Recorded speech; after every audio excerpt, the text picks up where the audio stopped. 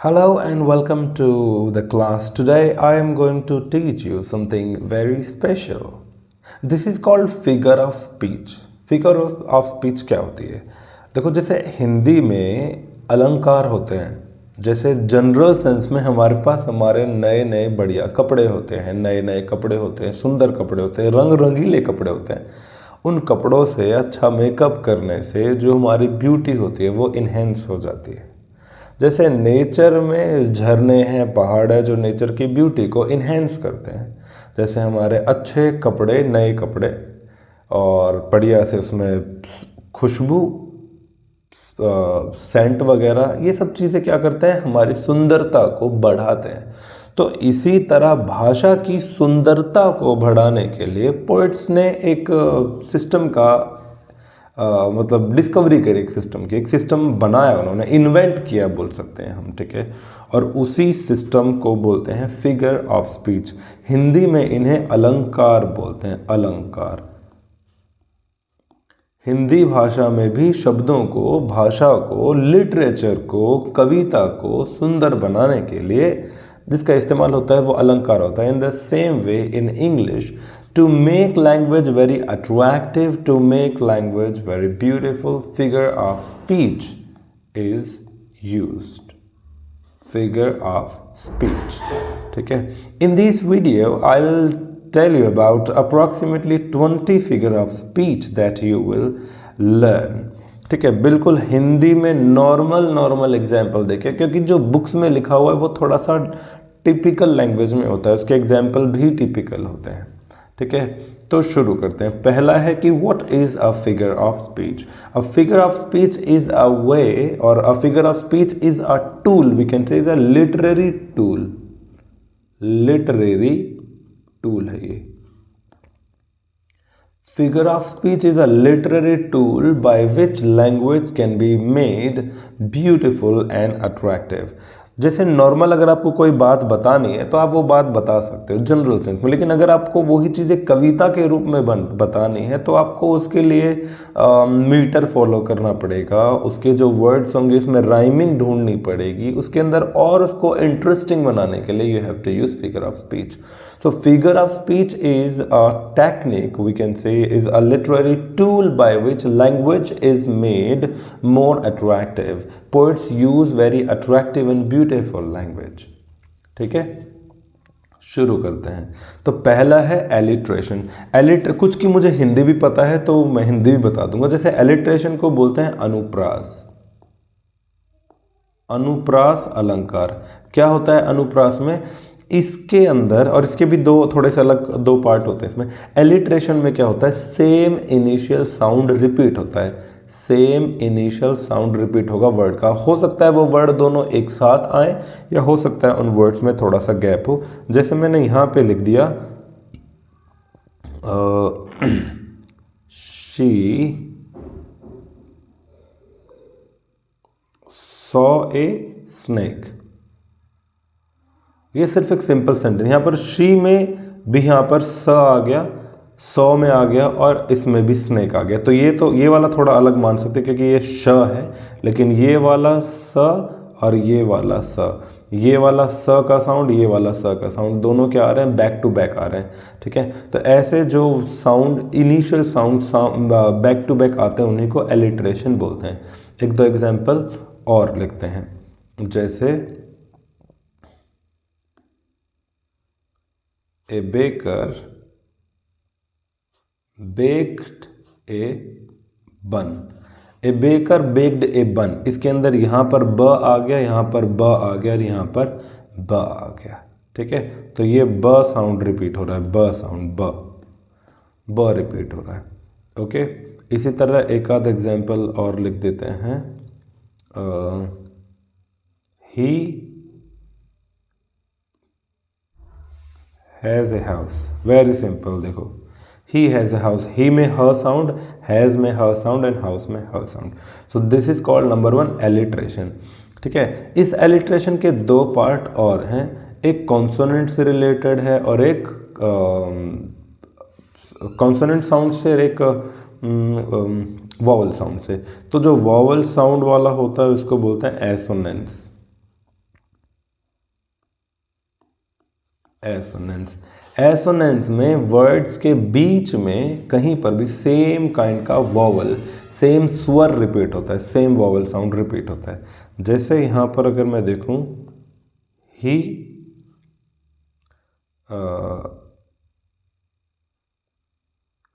killed a he killed a he killed bill, कोई भी नाम है ये बिल, ठीक है। ही किल्ड बिल, तो यहाँ पर ये वाला जो साउंड है ई का साउंड है, यहाँ पर ये ई का साउंड है, बिल में भी ई का साउंड है। ही किल्ड बिल, ठीक है, ये एसोनेंस है। इसके बाद देखते हैं आगे, देखो, दे से ए डे इज इनफ। दे से ए डे इज इनफ, दे हट गया, दे के बाद ये ए, एक तो ये ए के अंदर ए साउंड आ गया, से के अंदर से, उसके बाद ए आ गया, फिर डे आ गया। दे से ए डे इज इनफ, हालांकि ये ए नहीं है, ये अ है, ठीक है। दे से a day is enough, okay. तो यहाँ पर ए का साउंड आ गया और यहाँ पर भी ए का साउंड आ गया। तो ये एसोनेंस है जिसके अंदर वोवल साउंड रिपीट होता है, एसोनेंस। आया कुछ कुछ समझ में। इसी तरह एक कॉन्सोनेंस होता है, consonance. Consonance is a figure of speech in which same kind of consonant is repeated in a sentence. एक ही सेंटेंस होगा, उसके अंदर कॉन्सोनेंट साउंड रिपीट करता है। जैसे इसके अंदर बिल किल्ड जिल, बिल जो है उसने जिल को मारा, तो यहाँ पर ये डबल एल रिपीट हो रहा है, इल, यहाँ पर भी इल है और इस जिल में भी इल है। बिल किल्ड जिल, ठीक है। यहाँ पर ये cat sat on a mat, इसके अंदर ये ट एंड यहाँ पर भी ट, ठीक है। हालांकि ये कॉन्सोनेंस भी है और एसोनेंस भी है। एसोनेंस क्योंकि यहाँ पर भी ए का साउंड है, ये ए का साउंड है, ठीक है। कैट, ये ए है, ये a. Cat sat on a mat, on a mat, ठीक है। तो ये तीन आ गए इसके अंदर। एलिट्रेशन हो गया जिसके अंदर कॉन्सोनेंट साउंड रिपीट होता है इनिशियल में। अगर इनिशियल वर्ड कॉन्सोनेंट का है, इनिशियल साउंड कॉन्सोनेंट का है, तो वो एलिट्रेशन है। वही कॉन्सोनेंट अगर वर्ड्स के बीच में कहीं आ रहा है तो वो क्या हो गया, देखो फिर से देखो एक बार। जैसे ही lie, he lies listening to songs. यहां पर लाई है और लिसन है, ये भी ल का साउंड है, ल, और ये भी ल का साउंड है। ही लाइज लिसनिंग, तो ये ल रिपीट हो रहा है लेकिन ये इनिशियल साउंड है वर्ड का, ठीक है। तो ये एलिट्रेशन है। और यहाँ पर अगर मैं बिल वाला एग्जांपल दूं, बिल किल्ड जिल, इसके अंदर भी ल साउंड है लेकिन ये एलिट्रेशन नहीं है, ये है कॉन्सोनेंस, कॉन्सोनेंस। और यहाँ पर सिर्फ ई साउंड को लूँ तो ये एसोनेंस भी हो गया, ओके। आगे चलते हैं। एंटीथीसिस क्या होता है? एंटीथीसिस के अंदर दो फ्रेजेस होते हैं, दो सेंटेंस, दो स्टेटमेंट होते हैं, उनके बीच में कोई कंजंक्शन हो सकता है, कोमा हो सकता है, कंजंक्शन होता है, वो दो सेंटेंसेस एक साथ आते हैं, ठीक है। जैसे he lived, he died, ठीक है। he lived, he died, इस तरह वो जिया और इस तरह वो मर गया। तो यहाँ पर ये दोनों के दोनों सेंटेंस, पहला सेंटेंस बोल रहा है कि वो जिया, दूसरा सेंटेंस बोल रहा है मर गया, ठीक है। तो इसके बीच में यहाँ पर सेमी कॉलन लग गया, ठीक। God saves, devil kills. ये देखो, गॉड बचाता है, गॉड सेव्स, डेविल किल्स, यहाँ पर भी ये लग गया। यहाँ पर आप एंड उन कुछ भी आ सकते। तो एंटीथीसिस आर टू वर्ड्स। एक पोएट्री है, इसकी किसने लिखी है? ये रॉबर्ट फ्रॉस्ट ने लिखी है, fire and ice, 10th class में है, फायर एंड आइस। इसके अंदर फायर एक अलग वर्ड हो गया, आइस एक अलग वर्ड हो गया। फायर गर्मी के बारे में बात कर रहा है एंड आइस ठंडी चीज़ों के बारे में। एक्चुअली ये सिंबॉलिकली यूज़ हुए हैं उसके अंदर उस कविता में, और ये दोनों फायर जो है वो गर्म फीलिंग जैसे एवरेज, लस्ट, ठीक है, इन सब चीज़ों से, डिज़ायर, इन सब चीज़ों से। एंड फायर आइस, आइस का मतलब है नमनेस, है नमनेस ऑफ हेट्रेड, ठीक है, हेट्रेड, इन सब चीज़ों से। तो ये एंड के साथ एक सेंटेंस इधर है जो अपने आप में एक वर्ड से बन रहा है और एक सेंटेंस इधर है। Okay, antithesis is a figure of speech in which two words which are opposite in meaning, two words मतलब टू फ्रेजेस और two sentences, two statements we can say. Antithesis is a figure of speech in which two opposite statements are used together, ठीक है, contradiction दिखाने के लिए ये use होते हैं। आगे चलते हैं, अपॉस्ट्रोफी। ये बड़ा इंटरेस्टिंग है जिसका एग्जाम्पल मैं बताता हूँ क्लास में भी। Apostrophe is a figure of speech in which the writer or the poet is trying to talk, बात कर रहा है, उसको पुकार रहा है, किसको? उन सब चीज़ों को जो प्रेजेंट में है ही नहीं, या तो वह इनएनिमेट है या फिर वो डेड है।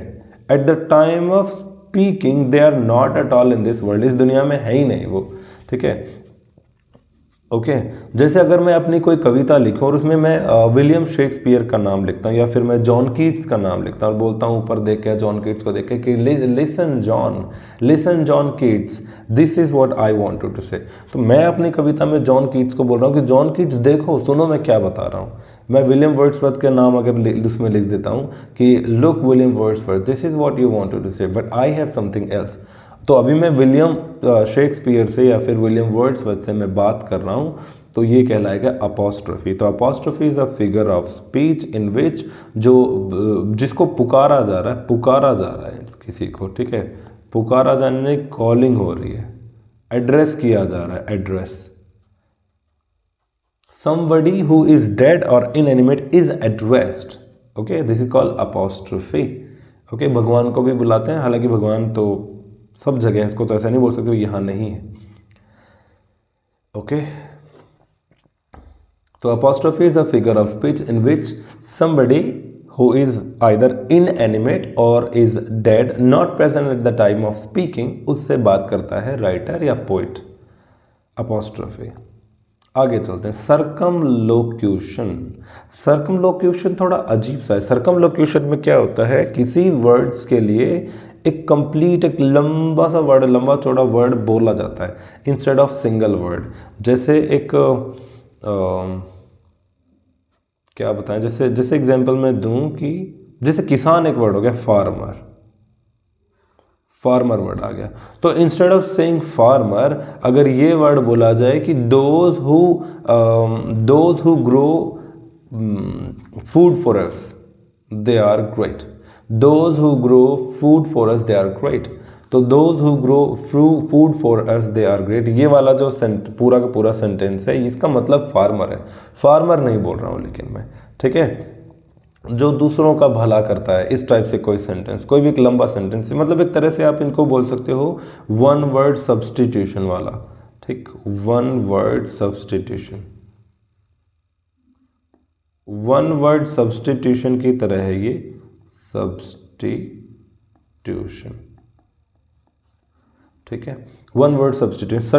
सर्कमलोकेशन का मतलब ये होता है कि कोई एक बात है, कोई एक सिंगल वर्ड है, बट उसके लिए एक एक्स्ट्रा बात बताई गई है। इंस्टेड ऑफ सेइंग वन, उस आदमी की, उस चीज़ की क्वालिटी बताई गई, instead of calling his name उसकी क्वालिटी बताई गई है। This is called circumlocution. जैसे एक इसमें दैट एक वॉल, क्या नाम था, वोल्डेमॉर्ट करके कुछ एक कैरेक्टर है इसमें, क्या नाम है इसका, हैरी पॉटर के अंदर वोल्डेमॉर्ट करके कुछ एक कैरेक्टर है, तो उसका कोई भी नाम नहीं लेता, तो उसको वोल्डेमॉर्ट करने की जगह वहां पर ऐसा बोला जाता है कि that who cannot be named, that who cannot be named, वो जिसका नाम नहीं लिया जा सकता, तो उसका नाम है वोल्डेमॉर्ट। तो वोल्डेमॉर्ट बोलने की जगह ये सेंटेंस यूज करते हैं, that who can not be named, ठीक है, सर्कमलोकेशन। आगे चलते हैं। एपिग्राम। एपिग्राम जो होती है प्रोवर्ब होती है, एक प्रोवर्ब, एक कहावत, एक प्रोवर्ब होती है कोई भी छोटी सी, जैसे कोई भी छोटी सी कहावत हो सकती है, जैसे a child is a father of a man, a child is a father of a man. तो ये एक कहावत हो गई, कोई भी कहावत हो सकती है, ठीक है, कोई भी एक ऐसी बात। तो epigram, okay. A child is a father of a man, एक जो बच्चा होता है वो एक आदमी का बच्चा नहीं, हालांकि बल्कि पिता होता है। तो ये एपिग्राम हो गया। एपिग्राम इज अ प्रोवर्ब, एक कहावत जिसके अंदर कोई भी एक बात बताई गई है, ठीक है। अच्छा करने वालों का अच्छा होता है, ठीक है।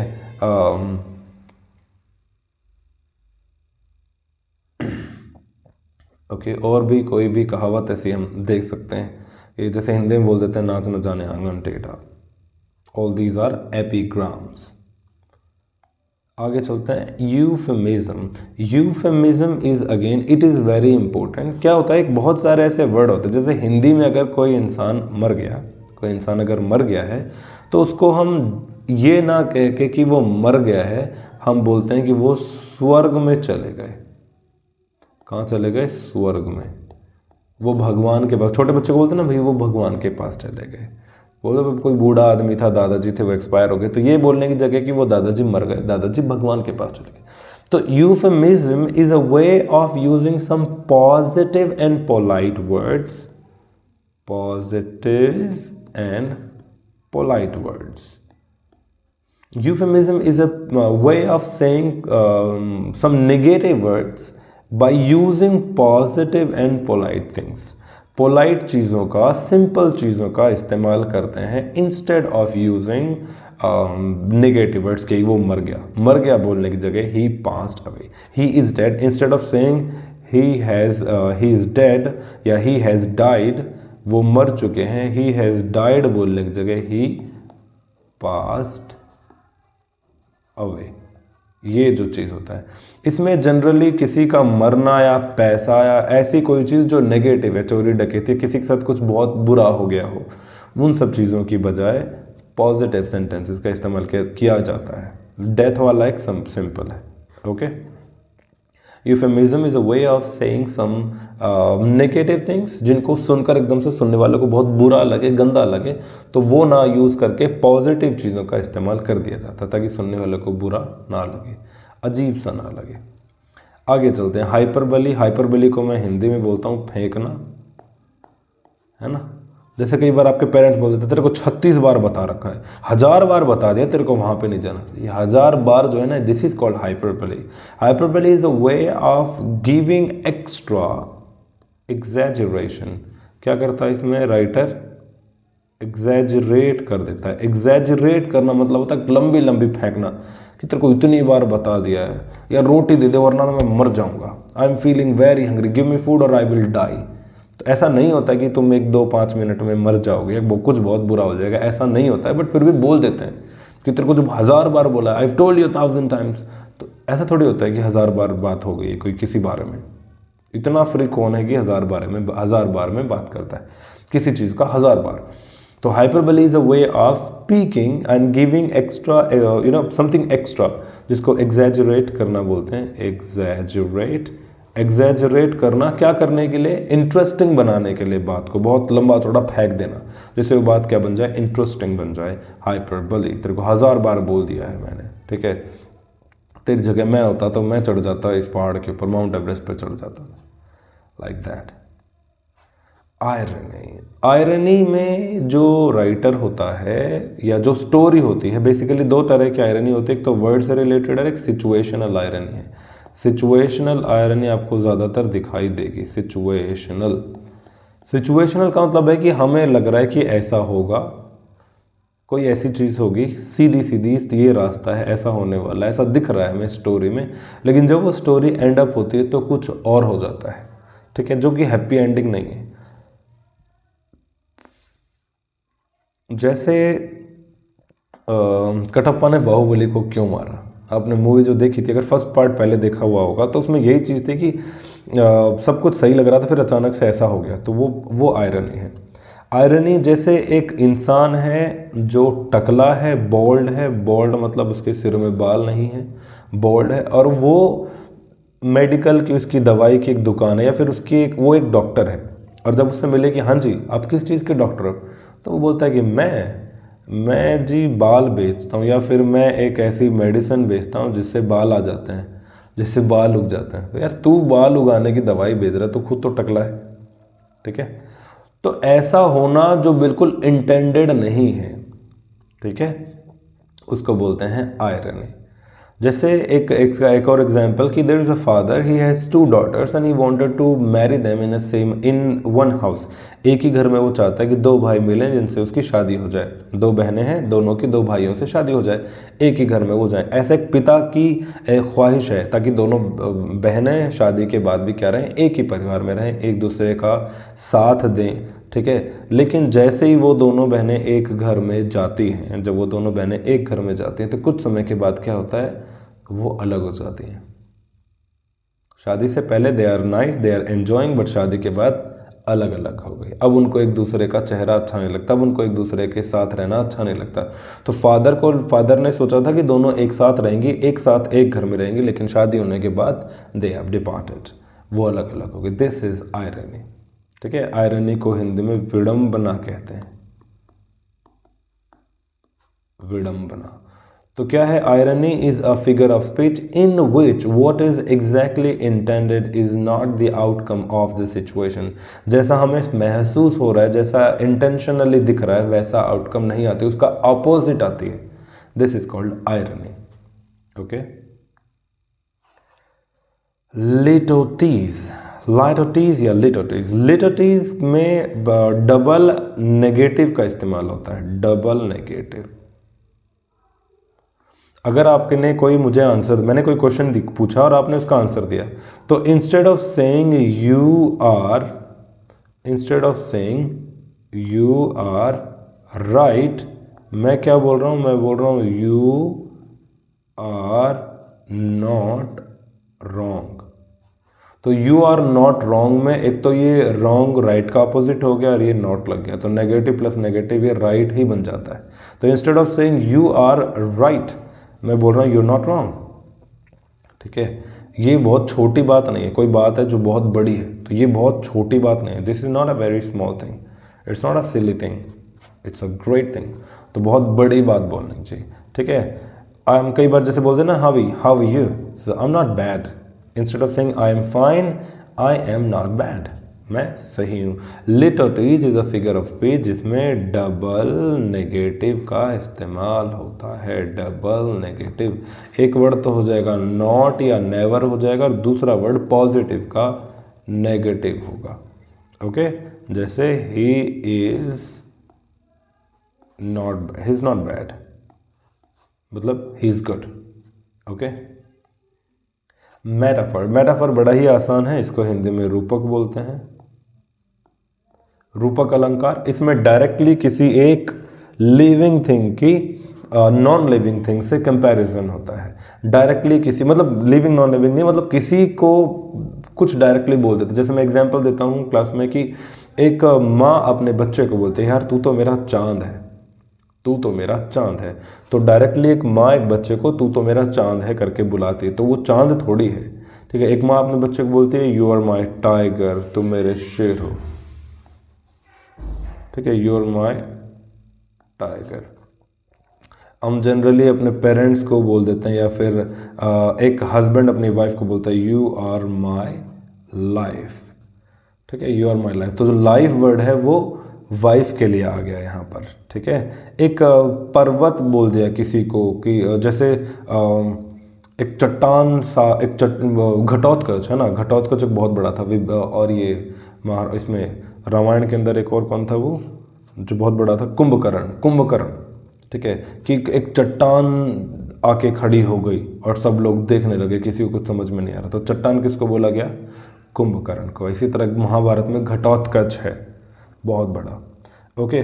किसी को डायरेक्टली कुछ बोल देना मेटाफर होता है, किसी को डायरेक्टली बोल देना मेटाफर होता है। ओके।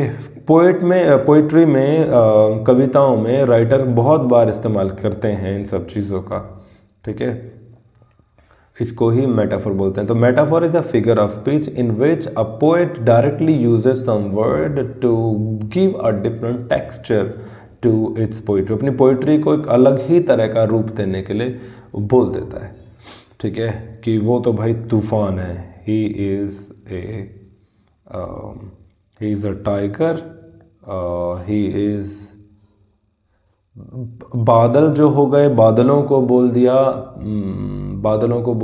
पेड़ को बोल दिया जिंदगी, ट्रीज आर आवर लाइफ। तो यहाँ पर जो लाइफ है किसको बोला है? ट्रीज को बोला है, ट्रीज ही लाइफ है, तो डायरेक्टली ट्री को लाइफ बोल दिया।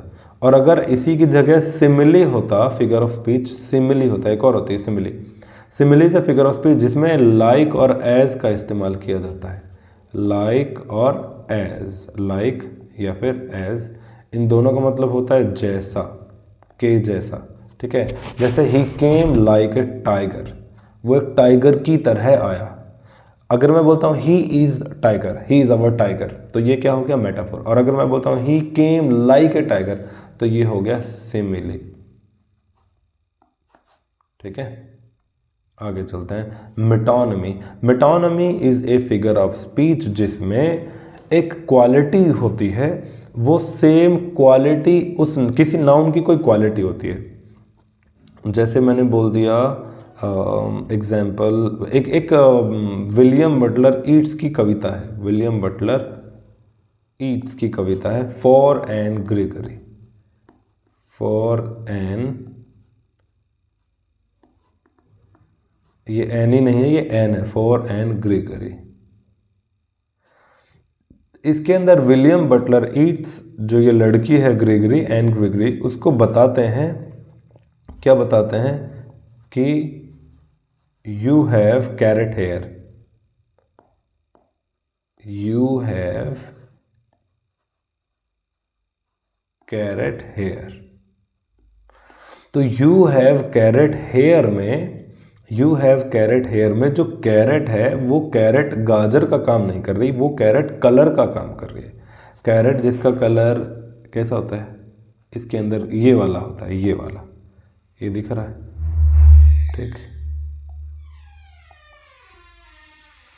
ऐसे करके ये हो गए।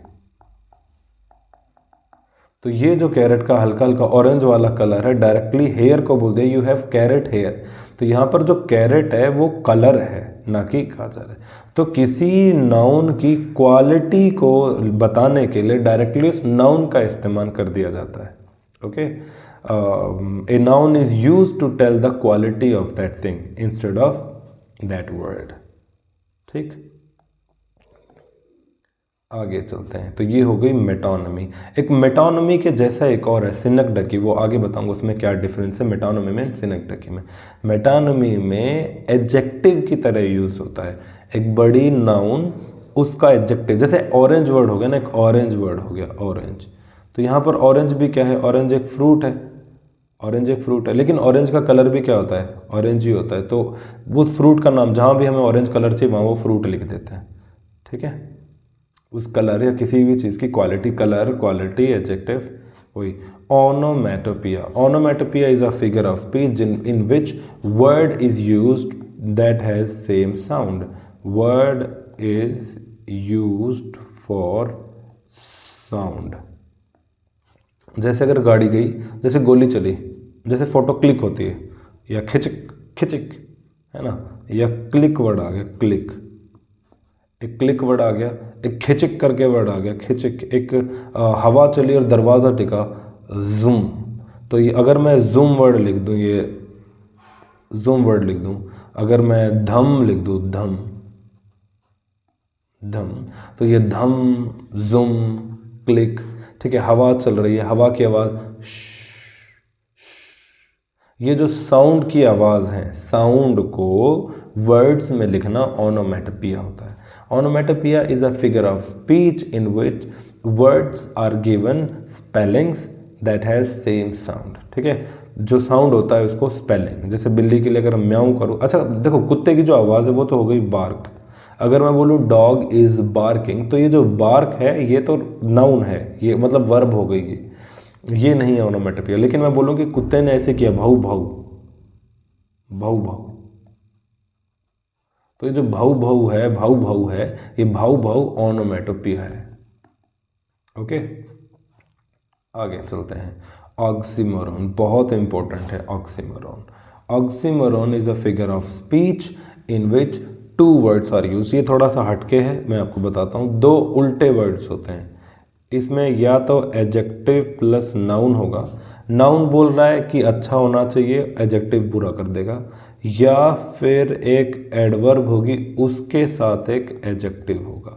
अगर ये वर्ड पॉजिटिव है तो इधर वाला नेगेटिव होगा, ठीक है। इसको बोलते हैं ऑक्सीमोरॉन।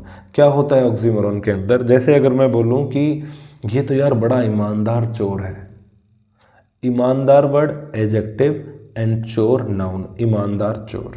ईमानदार क्या हो गया, ईमानदार तो हो गया एडजेक्टिव, एंड चोर क्या हो गया नाउन, ईमानदार चोर।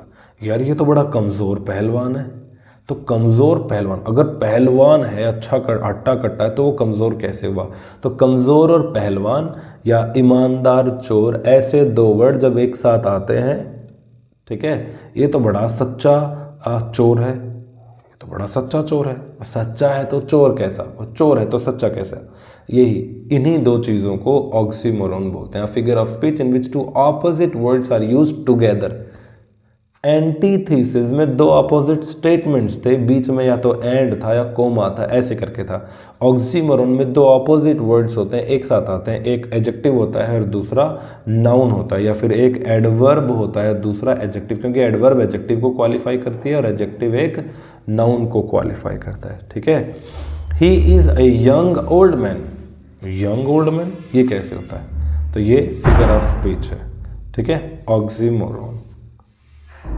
आगे चलते हैं। पैराडॉक्स, पैराडॉक्स के अंदर भी एक स्टेटमेंट होता है, वो अपने आप में ही उलझ जाता है। Self contradictory statement, self contradictory statement. Paradox is a self contradictory statement. जो स्टेटमेंट, जो बात अपने आप में ही उलझ जाए वो सेल्फ कॉन्ट्राडिक्टरी होती है। जैसे अगर मैं बात करूं कि एक सेंटेंस मैंने पढ़ा था, all the animals are equal in this world, all the animals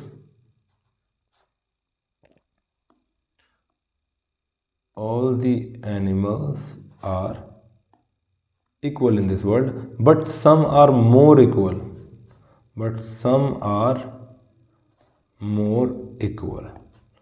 या all animals are important in this world, some are more important। ये कैसी बात होगी, जब पहले सेंटेंस में बोला कि all the animals are equal या all the animals are important, तो दूसरी वाली line some are more important कैसे बन सकती है जब सभी बराबर हैं। तो ऐसा स्टेटमेंट्स होते हैं जो सेल्फ कॉन्ट्राडिक्टरी होते हैं, ठीक है, अपने आप में जो उलझ जाएं, उनकी खुद की बात खुद को ही समझ में नहीं आती, उन्हें बोलते हैं पैराडॉक्स। और ऐसे सेंटेंसेस लिखे जाते हैं इंटरेस्टिंग बनाने के लिए, स्टोरीज में, नॉवेल्स में, कहानियों में, कविताओं में, ठीक। सो क्या होता है paradox, paradox is a figure of speech in which the statement is self contradictory, अपने आप में खुद में उलझा हुआ स्टेटमेंट होता है। पर्सोनिफिकेशन, इसको हिंदी में बोलते हैं मानवीकरण, मानवीकरण, मानवीकरण। और personification is a figure of speech in which non living thing को, in which non living thing is made living, non living को लिविंग बना दिया। जैसे मैंने कहा कि ये जो बादल हैं वो रो रहे हैं, इंस्टेड ऑफ मैं ये बोलूँ कि it's raining, instead of raining कवि ने कोई कविता लिखी अपनी, उसमें लिख दिया द क्लाउड्स आर क्राइंग। या जो सूरज है वो गर्मी बहुत कर रहा है तो सूरज अपना गुस्सा दिखा रहा है, the sun is very angry, ठीक है, ये धरती माँ बहुत क्रोधित हो गई है, इसलिए उथल पुथल कर रही है, प्रदूषण बढ़ रहा है इस वजह से।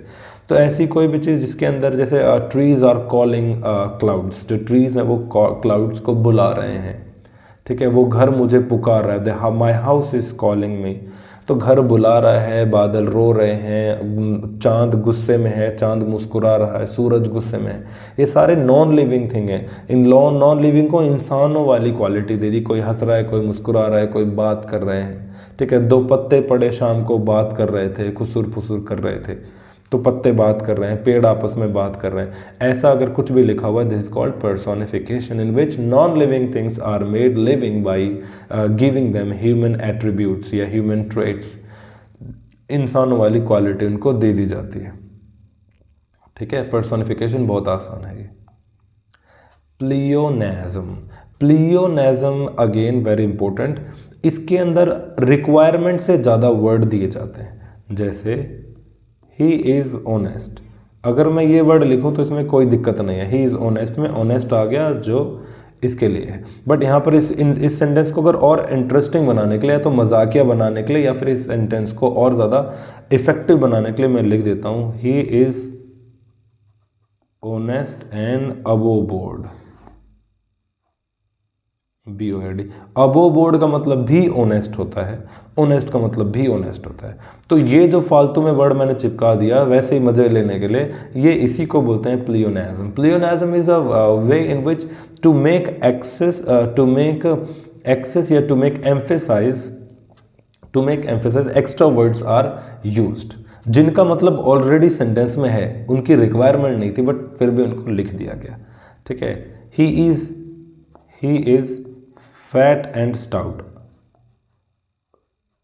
स्टाउट STOUT, या फिर he is plump, he is fat and plump. तो प्लम्प का मतलब भी फैट ही तो होता है, तो दोबारा प्लम्प की रिक्वायरमेंट क्या थी, या स्टाउट वर्ड की रिक्वायरमेंट क्या थी, कोई रिक्वायरमेंट थी, ही इज फैट बोल देंगे तो सेंटेंस अपने आप में कंप्लीट हो गया, बट फिर भी लिख दिया जाता है जिसकी रिक्वायरमेंट नहीं है।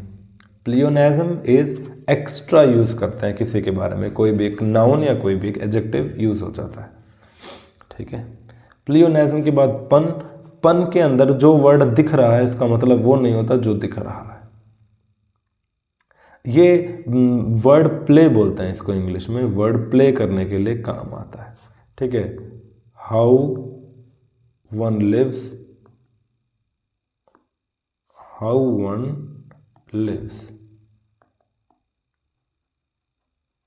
it depends on liver. How one lives, it depends. How one lives, it depends on liver. यहाँ पर देखो कोई कैसा जीता है ये उसके जीने पे डिपेंड करता है, जीने वाले पे, लेकिन यहाँ पर ये लिवर का मतलब जीने वाला नहीं है, लीवर का मतलब लीवर हो गया, ठीक है। तो इस लीवर के अपने आप में दो मतलब हैं, तो इस पूरे सेंटेंस के दो ट्रांसलेशन होंगे, एक अलग और एक अलग। फिर कोई कैसे जीता है ये जीने वाले पर डिपेंड करता है, कोई कैसे जीता है ये उसके लीवर पर डिपेंड करता है, यकृत पर डिपेंड करता है, कलेजा, ठीक है। तो ये लीवर वर्ड आ गया, ठीक है। He told me a tale, ये about a tale, he told me about a tale. अब यहां पर एक कहानी, he told me about a tale, last वाला वर्ड TALE, ऐसा लग रहा है कि शायद ये TALE है जिसका मतलब होता है कहानी। He told me about a tale, उसने मुझे कहानी के बारे में बताया, बट ये नहीं है, यहाँ पर है TAIL, उसने मुझे एक पूंछ के बारे में बताया, TAIL मतलब पूंछ। तो सुनने में अलग लग रहा है लेकिन इसका मतलब अलग है, ठीक है। आखिरी दो और बचे हैं बस, तीन। सिमिली जो मैं ऑलरेडी बता चुका हूँ, इसमें लाइक का या इसका इस्तेमाल होता है like and as. He came like a lion, he came like a lion, like a lion, वो एक लॉयन की तरह आया, ठीक है। She came like a tigress, तो ये लाइक वर्ड लग गया, ठीक। Rani Lakshmibai fought like a soldier in the battlefield, तो लाइक ए, ये लाइक वर्ड आ गया या एज आ गया, एज है, ठीक है। He is he is old as an owl, वो एक आउल की तरह ओल्ड है, एन आउल। तो एज एन आउल या लाइक ए टाइगर, इसको सिमिले बोलते हैं। It is a figure of speech जिसमें कंपैरिजन होता है।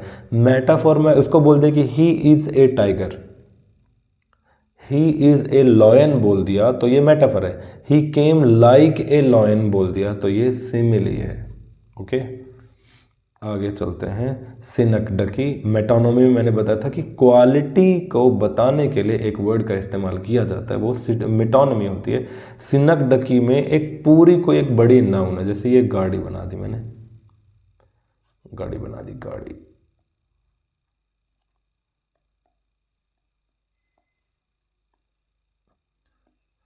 अब ये तो हो गई एक गाड़ी, इसका मुंह इस तरफ कर देते हैं,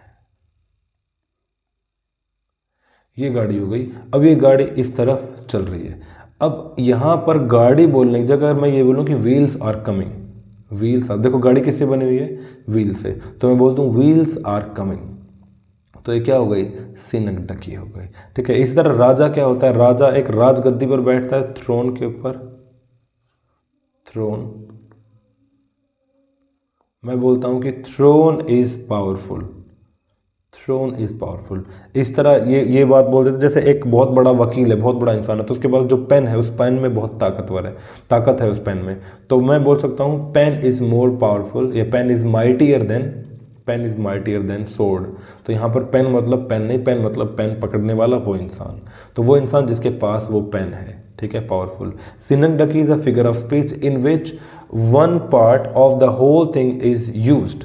ठीक है, बहुत बड़ी, जैसे पूरी की पूरी अभी एक गाड़ी है, गाड़ी के लिए मैंने क्या यूज़ कर दी, या तो मैं यूज़ कर दूँ व्हील्स, या ये गाड़ी मेटल से बनी हुई है, मैं यूज़ कर देता हूँ मेटल्स या मेटल।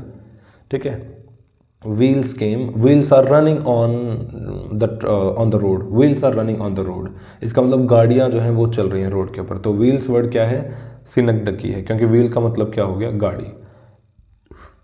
ओके, और ये आखिरी अंडरस्टेटमेंट बहुत आसान है। कई बार होता है ना, चोट लग गई, बहुत भारी चोट लग गई, हाथ टूट गया, ऐसे हाथ टूटा हुआ है, और किसी पूछा भी क्या होगा तेरे हाथ में, अरे चोट कैसे लगी, अरे कुछ नहीं, बस थोड़ा सा स्क्रैच है। तो बहुत बड़ी बात को एक छोटा सा बोल के टाल देना, इसको बोलते हैं अंडरस्टेटमेंट। ठीक है, एक तरह से इग्नोर भी बोल देते हैं, या फिर इग्नोर तो नहीं, मतलब इग्नोर जैसा है, बहुत हिम्मत दिखाने के लिए, बहुत बड़ा कोई किस्सा हो गया, कोई वाकया हो गया, हम बोलते हैं नहीं नहीं कुछ नहीं, बस एक छोटी सी खरोच है, पूरा हाथ टूटा हुआ है, यहाँ पूरे में प्लास्टर है, बोले कुछ नहीं, बस छोटी सी खरोच लग गई। कोई इंसान बीमार हो गया, उसको बहुत ज़्यादा, उसकी हार्ट की सर्जरी हो गई, बीमार पड़ा हुआ है, वो अरे कुछ नहीं, बस वो थोड़ा सा ना, बस थोड़ा सा एक हार्ट में दिक्कत है, अरे थोड़ी सी दिक्कत होती है, हार्ट में दिक्कत है, थोड़ी सी क्या होगी, ये तो बहुत बड़ी दिक्कत होगी। तो this called understatement. Understatement is a figure of speech in which the writer or the speaker uses very simple words to tell about a very serious thing. बहुत बड़ी सीरियस चीज़ को बताने के लिए छोटा सा एग्जाम्पल, छोटी सी बात वो बोलता है, ये कुछ नहीं है, बस थोड़ा सा एक ना, थोड़ा सा एक हार्ट का ऑपरेशन हुआ था, छोटा सा हार्ट का ऑपरेशन। तो ये था figure of speech. I guess 20 थे इसमें, 20 फिगर ऑफ स्पीच मैंने बता दी। अब इसमें आप कमेंट बॉक्स में आप एग्जाम्पल लिखोगे एक सिमिली का, and then you can write, you can enjoy it. एक बार में ना समझ में आए तो just watch it again and then you will understand it. Figure of speech plays a very important role. अगर कोई भी आप में से कोई राइटर या पोएट है तो वो इनका इस्तेमाल बहुत अच्छे से करना जानता होगा, और अगर नहीं जानता तो सीखो, because figure of speech plays a great role in writing. बड़ी इंटरेस्टिंग राइटिंग बनाने के लिए फिगर ऑफ स्पीच का इस्तेमाल होता है। ओके, शेयर करना एंड कमेंट लिखो, कमेंट में सिमिले का एक example. Thank you very much for watching, have a good time ahead.